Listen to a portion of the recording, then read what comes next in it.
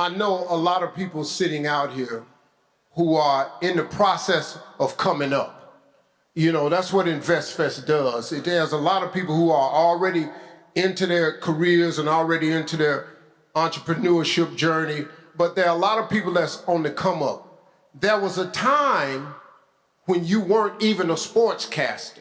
So let's go back a little bit, because you did something that I think a lot of people need to know about, because people need to, people come to me all the time to say, how do I get started? How did you get started? Are you talking about after I got fired or when I got started in the business in the 90s? When you got started, when you asked to be on TV. Well, what happened is that I had already started my career in print journalism. I started off as a high school writer after doing a multitude of internships in Winston-Salem, North Carolina, because I went to school at Winston-Salem State University and HBCU. And after doing a multitude of internships in that city, in Greensboro, North Carolina, and the Atlanta Journal-Constitution down here, I went back to the Greensboro News and Record as an editorial assistant, where I was doing calendar items, school lunch menus, birth listings, and all of this stuff. But while I was doing that during the day, and at night I was working for the newspaper for free, covering high school sports throughout the Piedmont Triad area in North Carolina. And I did it for the sole express purpose of being able to accumulate clips, build a portfolio, and then I would send it out to newspapers across the country. And so when I ultimately was going back to New York City, I reached out to the sports editor of the New York Daily News, and I asked him, can I meet you? I just need 2 minutes of your time. And he said, sure. I went to the New York Daily News. I walked up to the sports editor and I said, I'm the guy that's been sending you these clips every week. My name is Stephen A. Smith. Here's my portfolio. You know how committed I am to being an aspiring sports writer, and if there's anything that you could do to help get my career started, I would deeply appreciate it. And if you don't mind, I would like to continue sending you my clips to show you my progress and improvement along the way. I took exactly 1 minute and 28 seconds. And when he shook my hand to say goodbye, he held on to it and wouldn't let me go. And he said, sit down, because you told me you was only going to need 2 minutes, and you didn't take up more than 2 minutes of my time. That shows me that you're a man of your word and you're committed. And so my career started off from there. Daily News, Philadelphia Inquirer, coming along. After that, I got into television because I was breaking news stories left and right during the lockout, the NBA lockout of 1998, 1999. CNN SI had a television show. They came calling. I auditioned. I got that job. A year and a half later, Fox Sports came calling. I got that job. And then 3 years later, I got interviewed by ESPN. And that day I had 18 different interviews. And the last interview was with the senior coordinator producer, and said, you're at Fox. You're the big fish in the little pond. How are you gonna feel about being the little fish in the big pond? And I looked around and I said to him, no disrespect, well, I ain't gonna be no damn little fish in anybody's pond. Turn the lights on, put the camera on, put me in front of the microphone, and all I ask is that you move out the way for the next few minutes while I show you what I got. And I did. I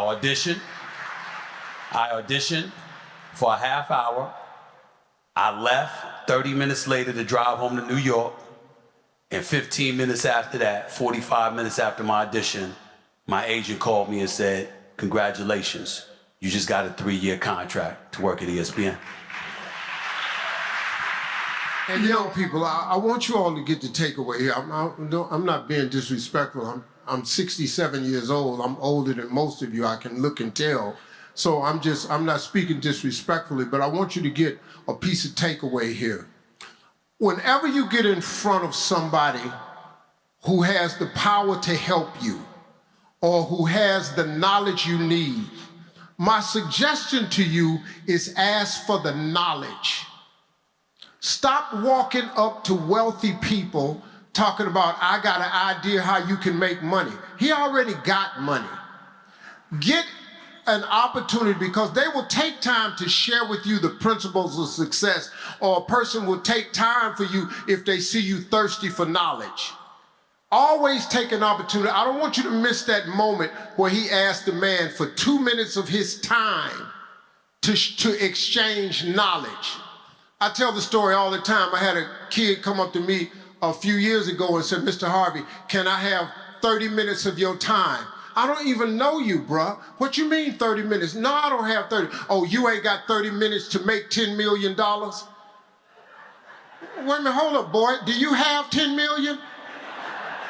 Because I'm really good right now. But if you come up to me and tell me you ain't got 30 minutes to make 10 million, do you have 10 million? So, but I'm gonna show you how to make 10 million.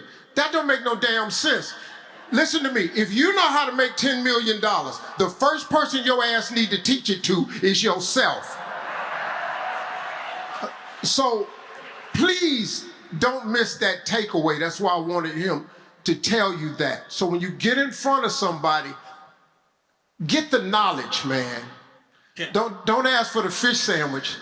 Let him teach you how to fish. That's what I'm really trying to say. Can I say something real quick? Yes, sir.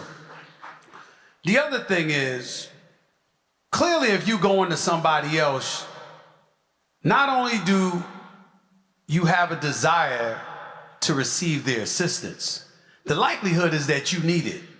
Because people who don't usually go up to somebody asking for their time and what have you. So know that people who do have know that reality. And in the process of doing that, make sure you understand the importance of not alienating people.